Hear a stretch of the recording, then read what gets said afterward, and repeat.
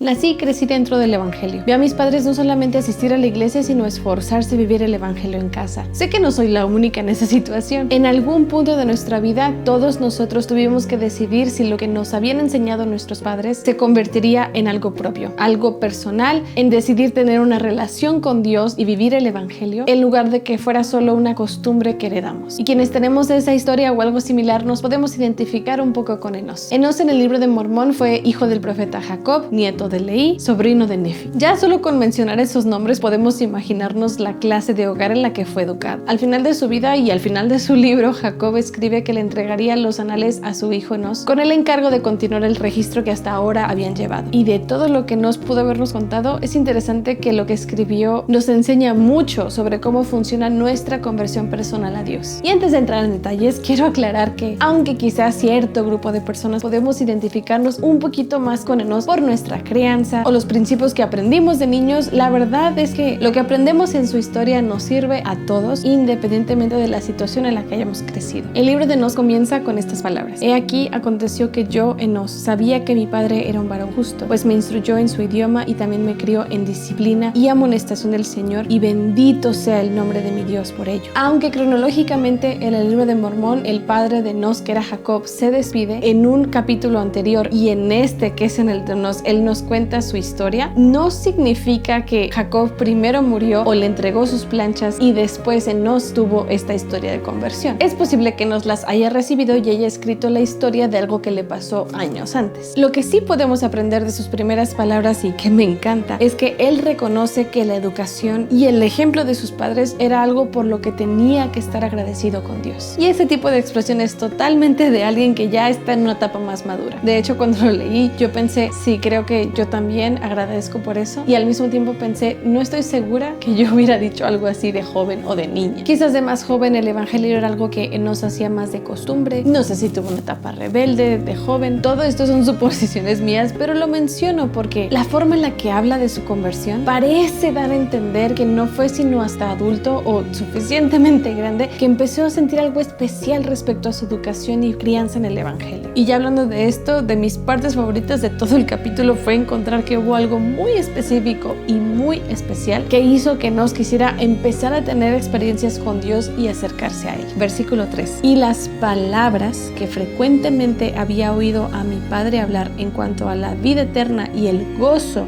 de los santos penetraron mi corazón profundamente. Esa palabra gozo es crucial. Me parece tan pero tan especial que, por lo que dice, parece que nos recordaba a su papá hablando de vivir el evangelio como algo que le traía gozo, que lo hacía feliz. No me sorprende entonces que sus siguientes palabras después de eso fueran: mi alma tuvo hambre, porque deseaba sentir esa misma felicidad. Conozco a muchas personas a quienes en su hogar se les enseñó el evangelio como si el ir a la iglesia y vivir los mandamientos fuera solo una lista de cosas que hacer, como tareas y obligaciones por cumplir. Y es claro que cuando pasa de esa manera, los hijos, en lugar de disfrutarlo o de entenderlo, lo ven como una carga, una parte difícil de sus vidas, algo que en cuanto puedan van a abandonar. Enos, en cambio, tuvo la bendición de tener un padre y seguramente, obviamente, una madre, que cuando hablaban ambos del evangelio lo asociaban al gozo, a ser felices. Y probablemente no solamente era lo que hablaban del evangelio, sino que es seguro que Enos vio a sus padres ser sencillamente felices. Él nos cuenta que su propia experiencia empezó un día que salió a cazar. Aquí empiezan parte de mis suposiciones de que era adulto, porque el hecho de que saliera a cazar solo, no sé tú, pero para mí suena a alguien que no necesariamente dependía de sus padres, sino al contrario, incluso que gente dependía de su casa, tal vez. Y no es como Nefi y sus hermanos que estaban en el desierto sobreviviendo. Enos y su familia ya estaban establecidos, tenían ciudades, tierras, etc. Pero en fin, repasando lo que ya se dijo, aquí es cuando él empieza a recordar esas palabras de su padre en su mente. Y entonces dice, versículo 4, y mi alma tuvo hambre, y me arrodillé ante mi hacedor, y clamé a él con potente oración y súplica por mi propia alma, y clamé a él todo el día. Sí, y cuando anocheció, aún elevaba mi voz en alto hasta que llegó a los cielos. Cuando Enos dijo uno que clamó todo el día, constantemente lo interpretamos a que se quedó literalmente arrodillado todo el día. Y he escuchado mucha gente que dice que esa es la prueba de que su fe era muy grande, pero honestamente yo no creo que sea así. De hecho, ¿qué tal que Enos no se quedó arrodillado todo el día, sino que se hincó,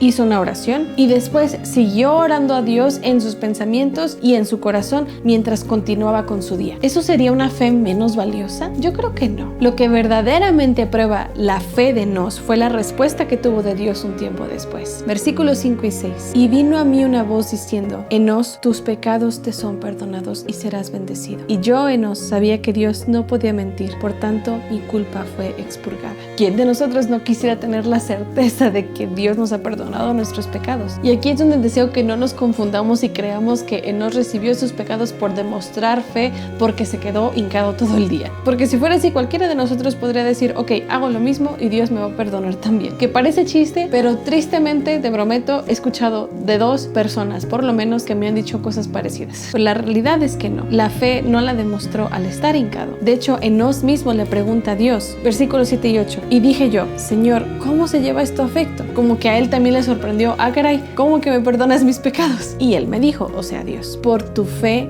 en Cristo, a quien nunca jamás has oído ni visto, y pasarán muchos años antes de que Él se manifieste en la carne. Por tanto, ve, tu fe te ha salvado. Suponiendo que hubiera estado hincado todo el día, ¿demostró devoción? Claro que sí, pero su fe, ¿dónde estaba? En Cristo. Y podríamos pensar, a ver, ¿cómo alguien que creció en el Evangelio, hijo de un profeta, que seguramente ya había hecho varias ordenanzas y convenios con el Señor, apenas estuviera teniendo esta experiencia y ser perdonado de sus pecados? Pero parece que sí era la primera vez, por lo menos es lo que se entiende, porque al principio del relato, Enos mismo nos dice que nos va a contar, versículo 2, la lucha que tuve ante Dios antes de recibir la remisión de mis pecados. Es interesante pensar que a pesar de su crianza en el Evangelio, a pesar de la cercanía que tenía con gente muy fiel y de lo mucho que seguramente sus padres y su familia se esforzaban por vivir los mandamientos en su casa, su conexión con Dios no llegó sino hasta que Él quiso. Y eso es algo que nadie puede controlar. No podemos decidir cuando alguien decide acercarse a Dios o cuando decide tener fe, porque la remisión de sus pecados no iba a llegar de ningún otro modo más que la forma que Dios le enseñó a Enos. Lo que había hecho posible ese milagro fue su fe en Jesucristo. Hace poco hablé con una de mis hermanas y estábamos comentando, yo empecé a tener dudas y preguntas y deseos como este en mi adolescencia. Creo que estaba yo entrando a la preparatoria y preguntándole a mis hermanas, fue más o menos en las mismas edades que tuvimos preguntas similares, 15, 16, 17 años. Y puedo testificar tanto por mí misma como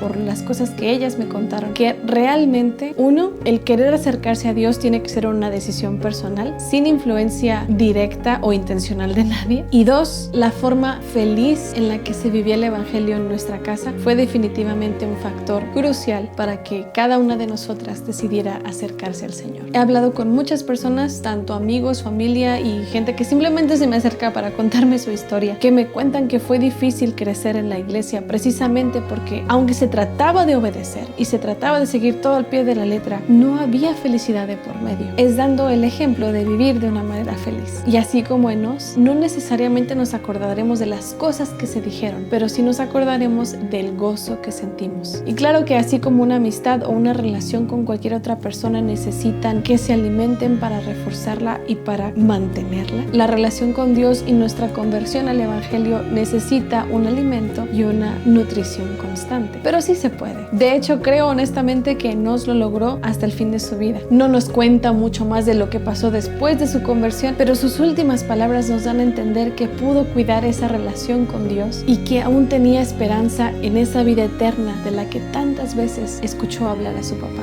Versículo 27. Y pronto iré al lugar de mi reposo, que es con mi Redentor, porque sé que en él reposaré, y me regocijo en el día en que mi ser mortal se vestirá de mortalidad, y estaré delante de él. Entonces veré su faz con placer, y él me dirá: ven a mí, tú que bendito eres. Hay un lugar preparado para ti en las mansiones de mi Padre. Sé con todo el corazón que Dios nos escucha, quiere bendecirnos, y por su poder, por medio de nuestra fe en Cristo, nuestros pecados pueden ser perdonados, y que es posible vivir el Evangelio de una manera manera feliz. Hayamos nacido o no dentro de la iglesia o seamos la única persona en nuestro entorno que vive el evangelio, podemos lograrlo. Y si seguimos el tierno consejo y ejemplo de Enos, podemos lograr que esa conversión se mantenga, se fortalezca toda nuestra vida. Si con humildad, así como Enos dijo, aceptamos que a veces nuestra alma también tiene hambre.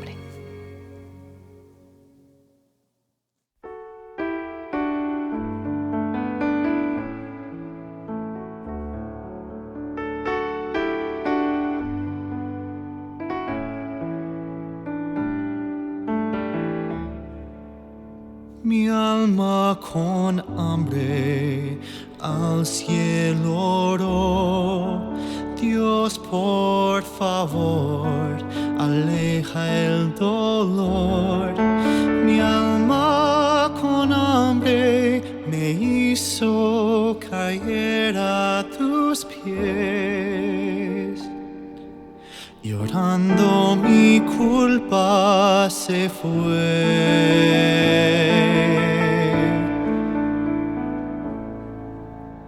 Mi alma con hambre, Él escuchó. Su voz tan dulce de paz me inundó. Mi alma con hambre me hizo volver a nacer.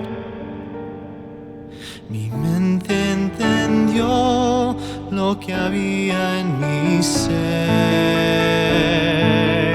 Mi corazón y mi alma luchó ante el Señor, quien dio a mi vida un don.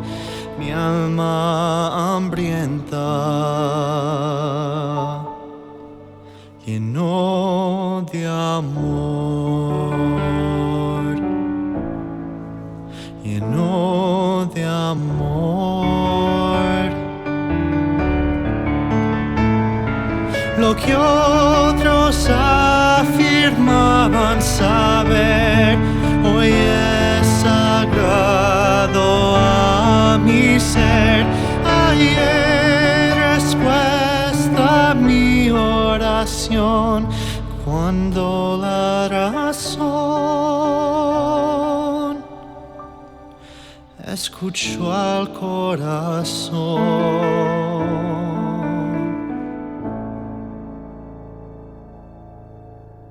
Mi corazón y mi alma luchó ante el Señor, quien dio a mi vida un don. Mi alma hambrienta lleno de amor, lleno de amor. Mi alma con hambre